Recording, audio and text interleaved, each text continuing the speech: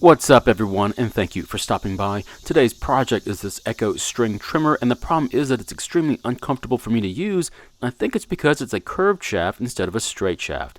Let's take a good look at it, find out what's wrong with it, and hopefully we can fix it.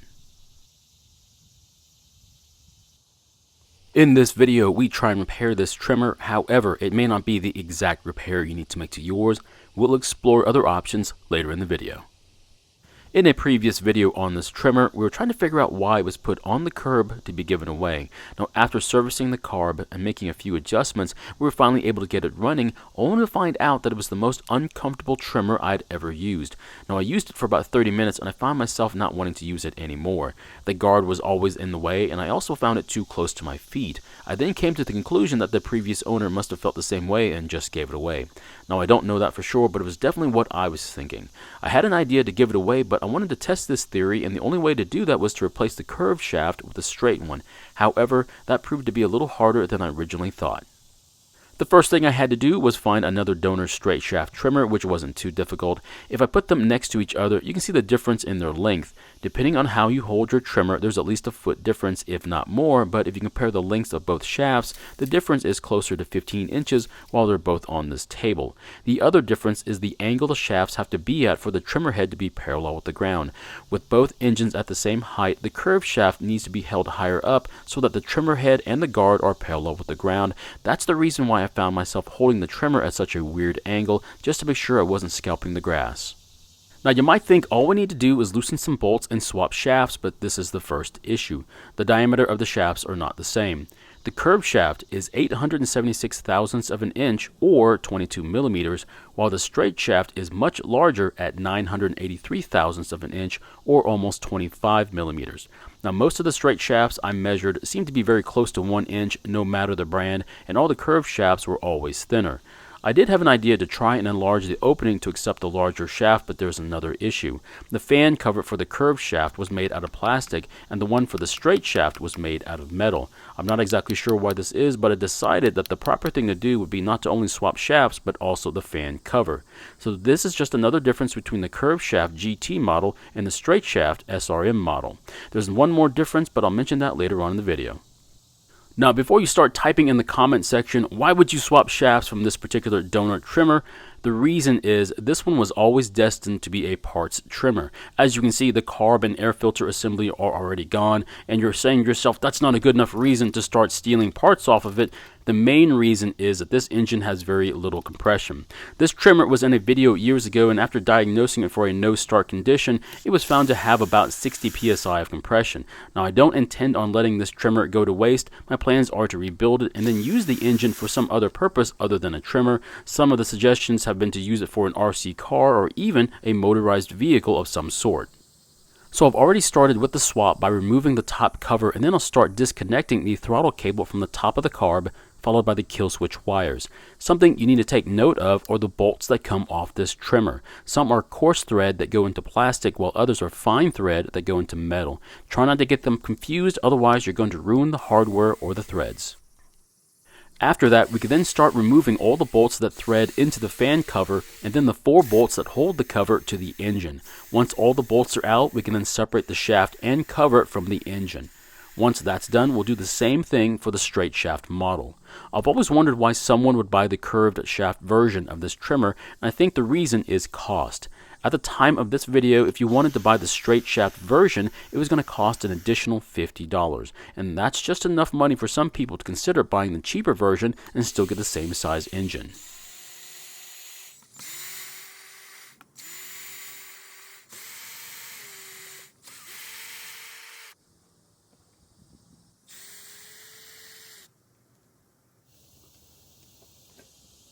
Now that both engines are free from their fan covers, I want to take a few measurements to make sure that they're the same or at least very close to one another. This mainly applies to the clutch because if they aren't the same, this would be the time to swap clutch assemblies.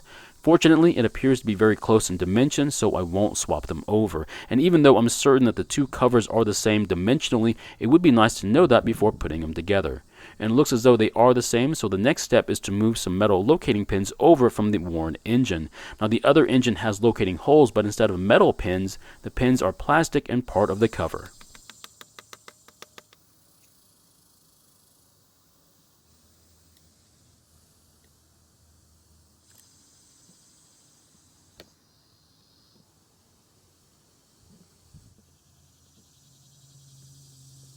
Once the pins have been transferred over to the other engine, we can now install the straight shaft and the fan cover. Once again, if you did not organize your bolts, just make sure that the fine thread bolts go into metal and the coarse thread bolts go into plastic. And if you're using a power drill like I am, set the clutch on a lower setting when you use it on bolts going into plastic, otherwise you could strip the threads in the plastic. Now, when it comes to replacing the top cover, I am going to swap the covers over as well. The reason is I'm basically changing my GT series to an SRM, so I might as well make it official. Now, after replacing the top cover, the last and final difference between them is the recoil assembly. The reason is the SRM has an integrated foot, so the fuel tank doesn't get damaged on the ground, whereas the GT series lets the fuel tank rest on it. We're not going to swap them over just yet because there's one last issue we need to address, and this is where things get tricky. Now, we haven't swapped the control handle yet, and that's because the donor trimmer didn't have one. The one we're looking at is from a second donor, and it too has a worn-out engine with very low compression. It was used commercially, and after many years of service, it finally died. I do believe we could revive this engine, however, it's going to need a top-end kit to get it running again. I've already taken off the gearbox along with the trimmer head, so this might also be used to repower something other than a trimmer. So the tricky part is whether or not we can use this throttle cable. Since the trimmers do not look similar, the throttle cables may not be the same length. Now, if the first donor still had its handle and throttle cable, there wouldn't have been any question whether or not it would have transferred over. That means we might have to do some comparing to decide whether or not we can use this throttle cable, or if we need to remove the original throttle cable so we can use it with this handle.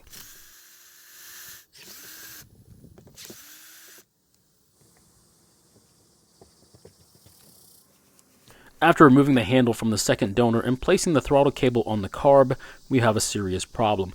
This style of cable anchors differently to the carb than the original one. The original one used an adjustable anchor nut and a jam nut, while the donor uses a large adjustable anchor that holds the end of the cable. Now, we might still be able to get it to work if we thread the adjuster into the uprights on the top of the carb. However, even after doing that and then sliding in the throttle cable, we realize that the cable is too short and will not allow the throttle to close for idling. Now, we could do some major modifications to get it to work. However, I think the best option would be to remove the old cable so we can use it with this handle instead. To start, we'll pull the shaft away from the engine, then slide on the handle, then reinstall the shaft back to the engine. After that, we'll then take the handle apart so we can remove the throttle cable. We'll then open the original handle so we can remove its cable. So what if I didn't have an Echo Parts trimmer that had a straight shaft on it? How would I have done this conversion? Well, the most common trimmer that I have that are usually broken and are there for parts only are troy-bilt trimmers. To use their shafts, I would have to enlarge the opening in the plastic fan cover to accept a 1-inch shaft. The only problem with this conversion is that the shafts for the troy-bilt trimmers are usually mild steel, which makes them very heavy when compared to the straight shafts they use on Echoes, which are made from aluminum. Although it's the only way I would have made this trimmer usable again, I guess I wouldn't have any other choice. After installing the anchor for the original cable, it looks as though it will work with a donor handle. The only thing is I have to slide the handle almost to the engine to have enough cable to work the throttle correctly. Now that I know it will work, I just need to remove the donor handle's cable and install this one. However, this yet again will not go smoothly, as you'll see here in a bit. After sliding the base of the handle into the rubber grip, we can now install the end of the cable into the trigger. However, this is when we have yet another problem. For some reason, it will not fit in the hole for the trigger. It's only when we put the ends of the cable side by side do we see what the real problem is. The donor cable end is much narrower than the one from the original cable, so that means we need to use a grinder to thin one side, that way it'll fit in the hole. We could do both sides, but it's not necessary. After grinding it down, it now fits. That means we can finish installing the handle to the shaft. Now, this is the first time I've seen this style of handle. It's basically made out of 4 plastic pieces and a rubber grip in the middle. I do believe this handle is extremely robust. However, it's not easy to service, and I think Echo figured that out because this style is no longer used on their trimmers. Now, after the handle is back together, we can then reconnect the kill switch wires. Then the last thing we need to do is swap over the recoil assembly. Now, this is optional. We could have just left the original recoil on. However, if we want to do a full SRM conversion, then we need to transfer the recoil. Now, the kill switch wires really only connect one way. There is a way you can get it wrong, but you'd really have to not be paying attention to do it that way. In the future, I might do another straight shaft conversion using parts from different trimmers. That way it'd be a more realistic situation. If you have a particular brand you want me to try, please let me know. That way I can start sourcing the parts in time for a video.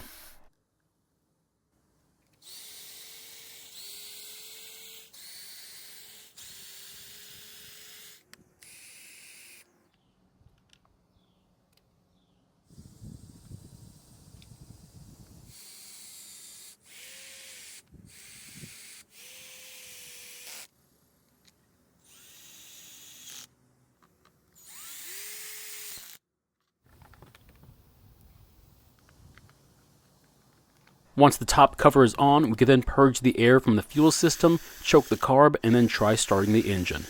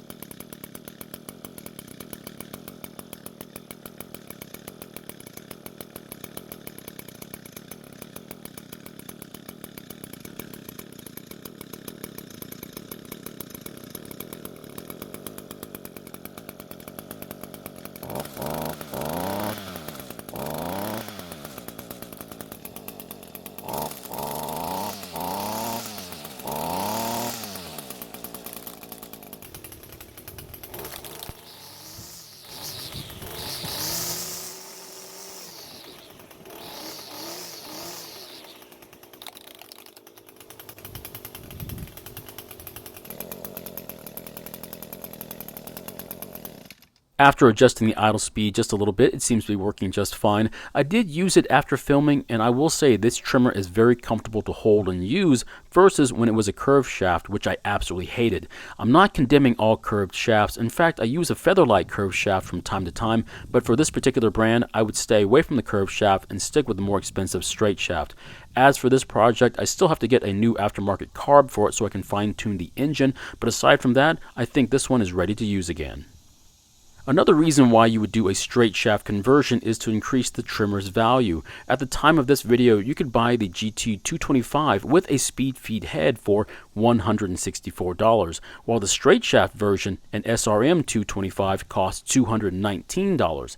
It's also fair to say then a straight shaft trimmer would also be more valuable in the used market as well. So my question is, if you had the spare parts lying around, wouldn't you want to make your trimmer easier to use and more valuable? Or is it more important that it just starts and runs than its ease of use? Thank you for watching. I really do appreciate your time here. Please feel free to ask me any questions, and I hope to see you in the next video.